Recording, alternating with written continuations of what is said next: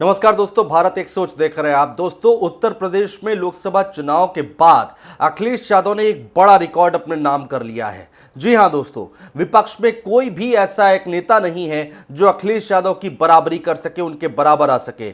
ऐसा हम क्यों कह रहे हैं, ये हर एक बात हम आपको बताने जा रहे हैं। दोस्तों 80 लोकसभा सीटें हैं, जिसमें से विपक्षी खेमे के जो सांसद चुने गए हैं वो 44 की संख्या है। अखिलेश यादव सबसे सीनियर नेता बनकर सामने आए हैं। दोस्तों कैसे और क्यों, ये हम आपको अपने इस वीडियो में बताने जा रहे हैं। दोस्तों जो विपक्षी खेमे से 44 सांसद चुनकर आए हैं, उसमें सबसे ज्यादा अगर हम देखें तो 37 लोकसभा सीटों पर समाजवादी पार्टी ने कब्जा किया है। इसके बाद 6 कांग्रेस के सांसद हैं। उसके बाद एक जो है वो आजाद समाज पार्टी के सदस्य हैं, यानी कि चंद्रशेखर आजाद की हम बात कर रहे हैं।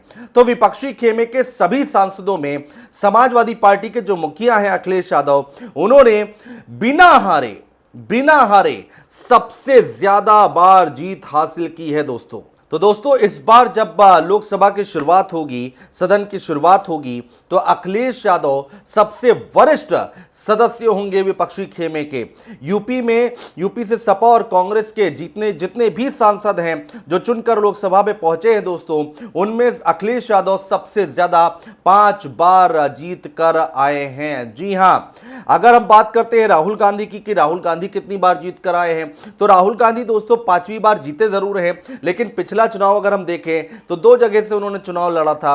एक थी अमेठी लोकसभा सीट और दूसरी थी वायनाड लोकसभा सीट। तो वायनाड से तो वो जीत गए थे, लेकिन अमेठी सीट वो हार गए थे। दोस्तों तो ये एक बड़ी बात निकलकर सामने आ रही है। सपा मुखिया अखिलेश यादव सबसे ज्यादा बार जीतकर सदन पहुंचे हैं।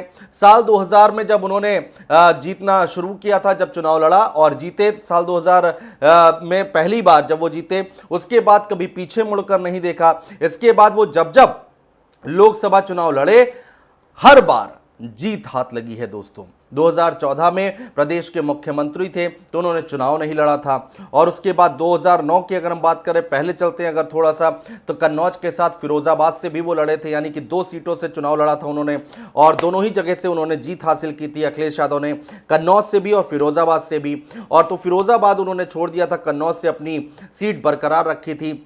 इस तरह से देखा जाए दोस्तों तो अखिलेश यादव 5 बार चुनाव में 5 जो चुनाव हुए हैं उसमें 6 बार जीत हासिल कर चुके हैं। जी हां, जब चुनाव लड़े हैं तब जीत हासिल की है, चाहे वो लोकसभा का चुनाव हो, चाहे वो विधानसभा का चुनाव हो।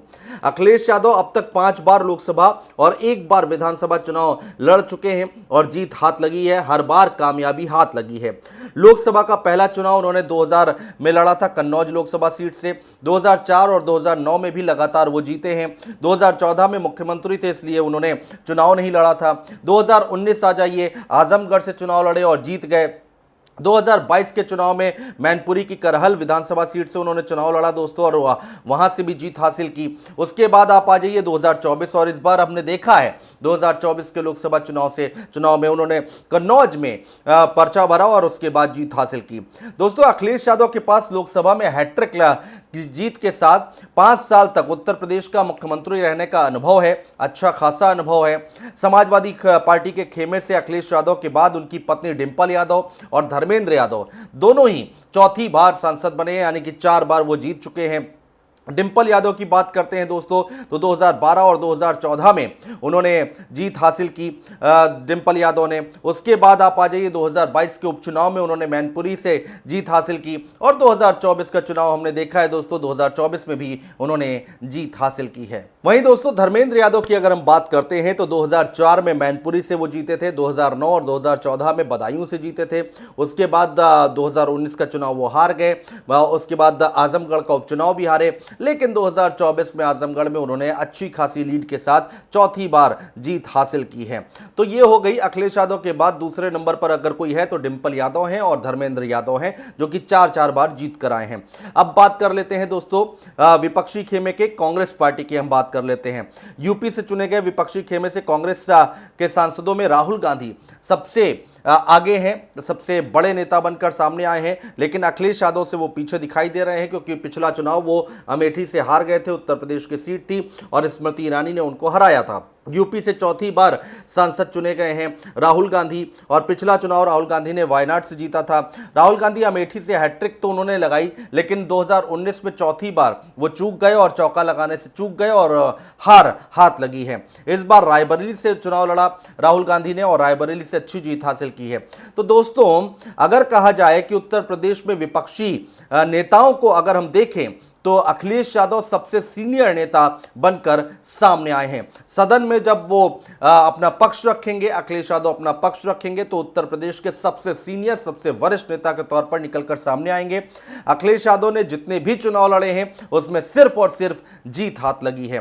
तो इस चुनाव में 2024 के लोकसभा चुनाव में हमने बहुत कुछ देखा है दोस्तों, बहुत रिकॉर्ड बनते और टूटते देखे हैं। उसी में एक रिकॉर्ड ये भी है कि इस बार का जो चुनाव हुआ है उसमें उत्तर प्रदेश से अखिलेश यादव का कद बहुत बढ़ गया है, क्योंकि 37 सांसद तो उनके जीते ही जीते हैं। इसके साथ ही साथ सबसे ज्यादा बार उत्तर प्रदेश में जीतने वाले नेता अगर वो बनकर आए हैं 2024 के चुनाव के बाद, तो वो अखिलेश यादव बनते हुए दिखाई दे रहे हैं। एक के बाद एक सारे चुनाव वो जीतते दिखाई दे रहे हैं। उसके बाद डिंपल यादव, धर्मेंद्र यादव का नाम आता है। वहीं राहुल गांधी, अगर वो अमेठी ना हारे होते पिछला चुनाव तो बराबरी करते हुए दिखाई देते, लेकिन यहां पर वो हार गए, वायनाड से जीते। तो उत्तर प्रदेश की राजनीति में, विपक्षी खेमे में अगर कोई इस वक्त सबसे बड़ा बॉस बन के राजनीति का उभरा है तो वो है अखिलेश यादव। दोस्तों, बहुत शुक्रिया।